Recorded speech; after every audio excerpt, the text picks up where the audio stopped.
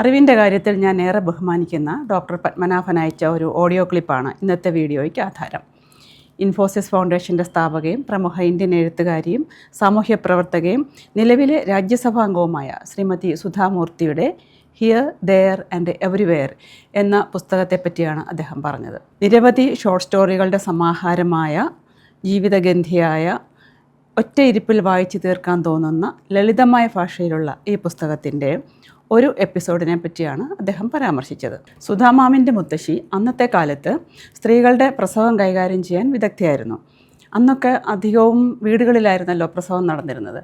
ഒരു ദിവസം രാത്രി മുത്തശ്ശിയോടൊപ്പം ഒരു കുഗ്രാമത്തിൽ പ്രസവം എടുക്കാൻ പോയ കഥയായിരുന്നു പ്രമേയം. പ്രസവത്തിൻ്റെ കാഠിന്യവും വിഷമതകളും പ്രസവം കഴിഞ്ഞാലുണ്ടാകുന്ന സന്തോഷവും കുഞ്ഞിൻ്റെ കരച്ചിലുമെല്ലാം കൃത്യമായി പ്രതിപാദിച്ചിരുന്ന ആ ഒരു എപ്പിസോഡ് വായിച്ചതിന് ശേഷം അദ്ദേഹത്തിൻ്റെ അമ്മയുടെ മുന്നിൽ പോയി തൊഴുതു നിന്നു. അമ്മ ചോദിച്ചു, എന്താടാ, എന്തു പറ്റി? അപ്പോൾ അദ്ദേഹം പറഞ്ഞു, എൻ്റെ അമ്മ എന്നെ വീട്ടിലാണ് പ്രസവിച്ചതെന്ന് പറഞ്ഞു കേട്ടിട്ടുണ്ട്. എന്തുമാത്രം അമ്മ ബുദ്ധിമുട്ടി കാണും എന്ന് ഞാൻ ചിന്തിച്ചു പോയി. അമ്മ ചിരിച്ചുകൊണ്ട് പറഞ്ഞു, നിൻ്റെ വലിയ തലയായിരുന്നു.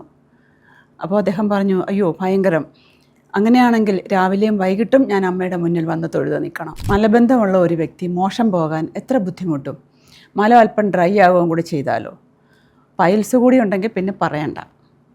എല്ലാ സ്ത്രീകളും എല്ലാ അമ്മമാരും അനുഭവിക്കുന്ന ഒരു ജീവൻ മരണ പോരാട്ടമാണ് പ്രസവം.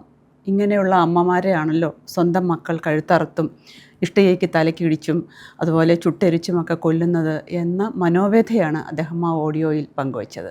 ആ പുസ്തകത്തിൽ തന്നെ അമ്മ വാട്ട്സ് യുവർ ഡ്യൂട്ടി എന്ന ടൈറ്റിലോടുകൂടി ഒരു എപ്പിസോഡുണ്ട്. പഠനത്തിൽ മിടുക്കനായ, അന്ധനായ, നിർധനനായ, ആരോരുമില്ലാത്ത ഒരു ആൺകുട്ടിക്ക് ഉപരിപഠനത്തിന് ആഗ്രഹമുണ്ട്. എന്തു ചെയ്യും? സുധാമാമിൻ്റെ മകൾ അക്ഷത മാമിനോട് ചോദിച്ചു. അത്യാവശ്യമായ ഒരു മീറ്റിങ്ങിന് പോകാൻ റെഡിയായിക്കൊണ്ടിരുന്ന സുധാമാം മകളോട് ചോദിച്ചു, അക്ഷത, നിനക്ക് സഹായിച്ചൂടെ? കുട്ടി പറഞ്ഞു, എൻ്റെ കയ്യിൽ പണമില്ലല്ലോ. നിൻ്റെ ബർത്ത്ഡേ സെലിബ്രേഷൻ ക്യാൻസൽ ചെയ്തിട്ട് ആ പണം ആ കുട്ടിക്ക് സ്പോൺസർ ചെയ്യൂ. കുട്ടി ചോദിച്ചു, ഒരുപാട് ട്രാവൽ ചെയ്യുന്ന, ഒരുപാട് വായിക്കുന്ന, പണത്തോട് ആർത്തിയില്ലാത്ത, വിദ്യാഭ്യാസമുള്ള അമ്മയെപ്പോലെ ഒരാൾ പാവങ്ങളെ സഹായിച്ചില്ലെങ്കിൽ മറ്റാരിൽ നിന്നും അത് പ്രതീക്ഷിക്കരുത്. അമ്മ എന്താണ് ജീവിതത്തിൽ പ്രതീക്ഷിക്കുന്നത്? പ്രശസ്തിയാണോ? ഗ്ലാമറാണോ? അമ്മ ഒരു ഡോക്ടറുടെ മകളാണ്, ഒരു അധ്യാപകൻ്റെ ചെറുമകളാണ്, വളരെ ഡിസ്റ്റിങ്ഷ്ഡ് ആയിട്ടുള്ള ഒരു അധ്യാപക ഫാമിലിയിൽ നിന്ന് വന്ന മെമ്പറാണ്.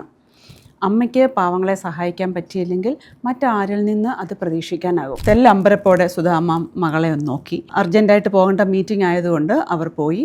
മീറ്റിങ്ങിന് ശേഷം സുധാമാം ഒറ്റയ്ക്ക് തൻ്റെ റൂമിലിരുന്നപ്പോൾ മകളുടെ ചോദ്യം കാതിൽ റിപ്പീറ്റ് ചെയ്ത് അലയടിച്ചുകൊണ്ടിരുന്നു. ആ കുട്ടി എൻ്റെ സമൂഹത്തോടുള്ള ഉത്തരവാദിത്വം എന്താണെന്ന് ഓർമ്മിപ്പിക്കുകയായിരുന്നു. ആ മൊമെൻറ്റിൽ അവരൊരു തീരുമാനമെടുത്തു. ഇനിയുള്ള സമയം നിസ്സഹായരായ പാവങ്ങൾക്ക് വേണ്ടി ജീവിക്കണം. അതിനായി ഇൻഫോസിസ് ഫൗണ്ടേഷൻ സ്ഥാപിച്ചു. നിരവധി ജീവകാരുണ്യ പ്രവർത്തനങ്ങൾക്ക് നേതൃത്വം നൽകി. അനേകം അവാർഡുകൾ സ്വന്തമാക്കി. ഇൻഫോസിസ് ഫൗണ്ടേഷന് വേണ്ടി എക്കണോമിക് ടൈംസ് അവാർഡ് സ്വീകരിക്കാനായി മാമിനെ ക്ഷണിച്ചപ്പോൾ മാം പറഞ്ഞത്, ഞാൻ എൻ്റെ ഗുരുവിനെ ഓർത്തുപോയി. അതായത് എൻ്റെ മകൾ അക്ഷത അന്ന് US പഠിക്കുകയാണ്. അവർ മകളോട് പറഞ്ഞു, Akshata, you have to come for at least 1 day to attend the award ceremony in Mumbai. ശരിയായ സമയത്ത് നീ എൻ്റെ ധർമ്മം എന്നെ ഓർമ്മപ്പെടുത്തിയതിനാലാണ് ഞാൻ ഈ അവാർഡിന് അർഹയായത്. So I want you to be present. തൻ്റെ കുട്ടിയുടെ വാക്കുകൾക്ക് അവർ എത്രമാത്രം റെസ്പെക്റ്റ് കൊടുത്തു. എത്ര ഉദാത്തമായ പേരൻറ്റിംഗ് ആണ്. ജനിച്ചു വീഴുന്ന കുഞ്ഞുങ്ങളാരും തന്നെ അക്രമവാസനയോടുകൂടിയല്ല ഈ ഭൂമിയിലേക്ക് വരുന്നത്. നല്ലതും ചീത്തയും തിരിച്ചറിയാത്ത, സ്വന്തമായി തീരുമാനങ്ങൾ എടുക്കാൻ കഴിവില്ലാത്ത ആ പിഞ്ചു ബാല്യങ്ങൾക്ക് അവരുടെ ചുറ്റും കാണുന്നതും കേൾക്കുന്നതുമാണ് ജീവിതം. മാതാപിതാക്കളുടെ ആത്മസംഘർഷങ്ങളും കലഹങ്ങളും വേർപിരിയലും കുഞ്ഞു മനസ്സുകളിൽ ട്രോമയായി കയറിക്കൂടും. പീഡനങ്ങളും തട്ടിക്കൊണ്ടുപോകലും വേറെ. പല കുട്ടികളും അവരവരുടെ വീടിനുള്ളിൽ പോലും സുരക്ഷിതരല്ല.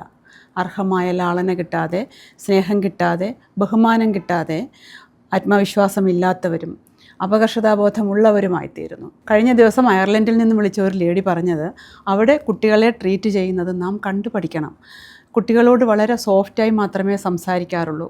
മാതാപിതാക്കൾ തമ്മിലുള്ള കലഹം ഏതെങ്കിലും കോഫി ഷോപ്പിലോ മറ്റോ പോയിരുന്ന് സംസാരിച്ച് ക്ലിയർ ചെയ്യും. കുട്ടികളുടെ മുന്നിൽ കലഹിക്കാറില്ല. വീടിനുള്ളിൽ ഏതെങ്കിലും രീതിയിൽ ഒരു ബുദ്ധിമുട്ടുണ്ടെന്ന് ഒരു കുട്ടി കംപ്ലൈൻറ്റ് ചെയ്താൽ ഗവൺമെൻറ് ആ കുട്ടിയുടെ സംരക്ഷണം ഏറ്റെടുക്കുകയും അതിന് വിദ്യാഭ്യാസം നൽകി 18 വയസ്സ് തികയുമ്പോൾ ആ കുട്ടിക്ക് താല്പര്യമുണ്ടെങ്കിൽ മാത്രം അതിൻ്റെ പേരൻറ്റിനൊപ്പം പറഞ്ഞയക്കുകയും ചെയ്യും. ചെറുപ്പം മുതൽ ഞാൻ പറഞ്ഞു കേട്ടിട്ടുള്ളതാണ്, പാശ്ചാത്യ സംസ്കാരം നമ്മുടെ കുട്ടികൾക്ക് യോജിച്ചതല്ല, നമ്മുടെ കുട്ടികൾ നമ്മുടെ സംസ്കാരത്തിൽ തന്നെ വളരണമെന്ന്. എന്നാൽ പല മുതിർന്നവരും പല പാശ്ചാത്യ സംസ്കാരങ്ങളും അനുകരിച്ചു തുടങ്ങിയപ്പോൾ ഉത്തരത്തിലിരിക്കുന്നത് കിട്ടിയതുമില്ല, കക്ഷത്തിലിരിക്കുന്നത് പോവുകയും ചെയ്തു എന്ന മട്ടിലായി നമ്മുടെ പേരൻറ്റിങ്.